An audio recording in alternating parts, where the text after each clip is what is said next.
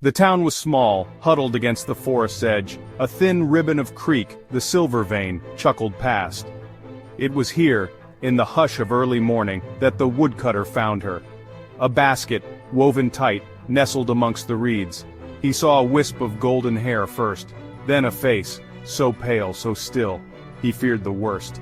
Then the child's eyes fluttered open, wide and blue as the summer sky. The townsfolk named her Halene, for the whispers of the wind that seemed to follow her. She was a quiet child, observant, her eyes windows to a soul that yearned. The old woman, Elara, took her in. She saw a spark in Halene, a reflection of the forest's untamed beauty and its danger. Halene grew tall and slender as a young willow. Her laughter was the chirp of sparrows, her silence the forest's hush. The creek, her constant companion, mirrored her moods. She devoured stories, tales whispered by the firelight, legends etched in the lines of Alara's face, tales of the wind.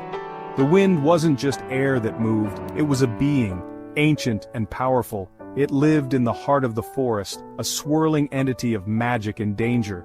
The wind promised wonders unseen, beauty untold, but its gifts were a double-edged blade, a price always for its favor. The elders spoke of the wind in hushed tones, a reverence tinged with fear. They told stories of its touch. Some spoke of fortune smiled upon, crops overflowing, illnesses banished, but their voices held a hollow echo. Others, fewer, whispered of the wind's darker side, of minds unraveled, bodies twisted, souls claimed by the forest's hungry heart. Their stories always ended the same way: silence. A long, chilling silence. The silence of the wind's passing. Halene, drawn to the unknown, felt a kinship with the wind. Its power resonated within her, a siren song in her soul. She would spend hours by the Silver Vein, watching the leaves dance in the breeze, listening to the whispers in the rustling grass. Searching, Elara warned her, her voice heavy with foreboding. The wind takes more than it gives, child. Do not be tempted by its song. But Halene couldn't resist. She craved the wonders promised, the beauty whispered. She yearned to touch the face of the sacred. Section 5. Halene's Pilgrimage. One day, Halene vanished. The only sign, a single white flower tucked into the bark of an ancient oak by the creek. The wind's flower. Panic gripped the town. They knew where she had gone. The forest held its breath, waiting. Deeper and deeper Halene ventured. The trees, gnarled and ancient, watched her with moss-covered eyes. The air grew colder, heavier. She felt a presence, watching, guiding. The wind's whispers grew stronger, urging her onward, toward the heart of the unknown.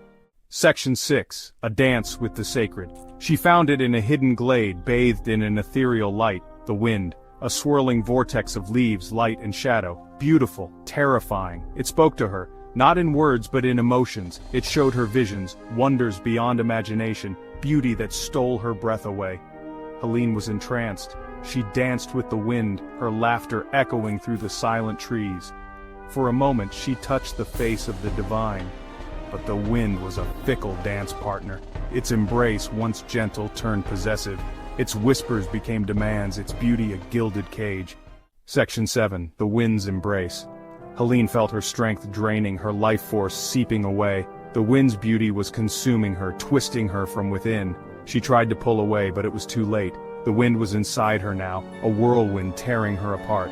Her screams were swallowed by the rustling leaves. The forest watched in silent witness. The trees had seen this dance before, the tragic ballet of wonder and despair. The wind always claimed its due. Halene's laughter died, replaced by the mournful sigh of the wind as it danced on, her essence woven into its being. Section 8. Silence Falls. The townsfolk found her at the edge of the forest. Her body, as delicate as a dried leaf, lay beneath the ancient oak by the Silver Vein. Her face was serene, almost peaceful, but her eyes, once bright with wonder, were empty, reflecting the chilling emptiness of the wind's embrace. They buried her beneath the oak, the white flower blooming on her grave, a reminder of the beauty and the danger of seeking the unknown. The Silver Vein flowed on, its song a mournful dirge. The forest kept its secrets, and the wind whispered on, searching for its next dance. Section 9. A Legacy of Wonder. Helene's story became a warning, whispered by the firelight. A reminder that some wonders are meant to be admired from afar. The wind still lured those who sought its gifts, promising them the world. And some, blinded by their desires, still danced to its deadly tune. But Helene's memory lingered, a whisper on the wind, a reminder of the fragility of life, the seductive power of beauty, and the bittersweet truth that some wonders come at a terrible cost.